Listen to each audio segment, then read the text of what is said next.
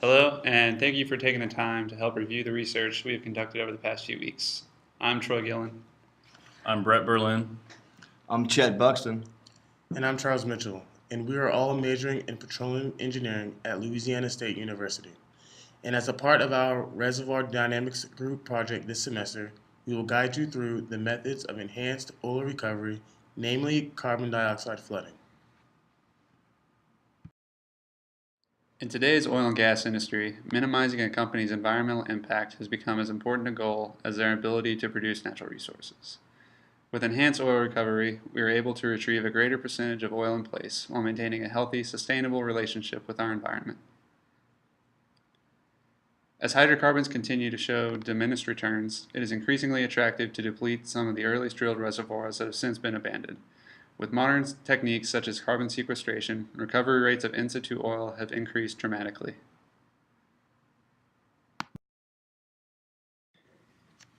Our group is concerned with the optimization of carbon dioxide flooding. Specifically, what are the levels of CO2 injection at which a well may perform or flow at its utmost capabilities? Finding these upper limits will help to not only retrieve hydrocarbons in an environmentally friendly manner, but also to ensure that wells flow at higher overall rates for extended periods of time.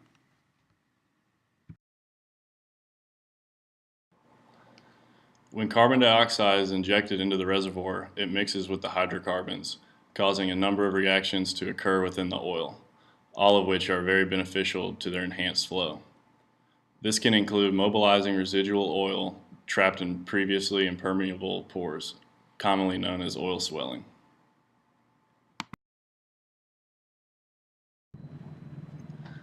When oil mixes with the flooded carbon dioxide in the reservoir, the reduction of its viscosity is a direct outcome of oil's decreasing surface tension. When using Darcy's law and keeping all other parameters constant, you can see the relationship between flow and viscosity is inversely proportional. Therefore, decreasing viscosity directly results as an increase in flow. Another crucial factor in carbon flooding is CO2's ability to provide additional pressure at the reservoir boundary, which was previously depleted in primary and secondary recovery. We can again observe Darcy's law by keeping all other parameters constant. You can see by increasing the reservoir's pressure, the flow rate will increase accordingly. For the following experiment, we set out to demonstrate the effects of carbon dioxide flooding in a simple but effective manner. After coming across a demonstration by Richland Community College students, we sought to recreate it. Using nothing more than a few household items, our group was able to effectively produce a scaled representation of what carbon flooding looks like across an oil reservoir. We start with our standard 3 locations relevant to a carbon flooding. First, we have the injection well, represented by the mason jar filled with water to the far right. The center mason jar represents the reservoir, complete with rocks and canola oil. And finally, an empty water bottle to hold our returns. To stimulate a gas injection, we drop 6 Alka-Seltzer tablets into the far right jar. The tablets will react with the water to produce the carbon gas necessary to flood the reservoir. As you can see, once the gas reaches the formation from the connection tube, the increased pressure forces the oil out of the reservoir and into our returns.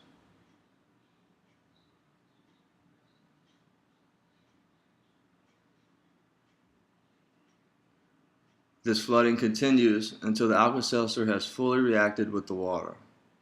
This finite amount of carbon dioxide produced is comparable to the amount of carbon dioxide we saw fit to inject into the well.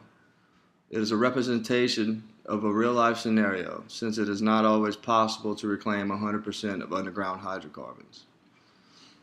As seen by the increase in returns, carbon flooding can be very effective in enhanced oil recovery. Solely from carbon flooding, we were able to retrieve up to 75% of oil in place relative to this experiment, which otherwise would have been left behind.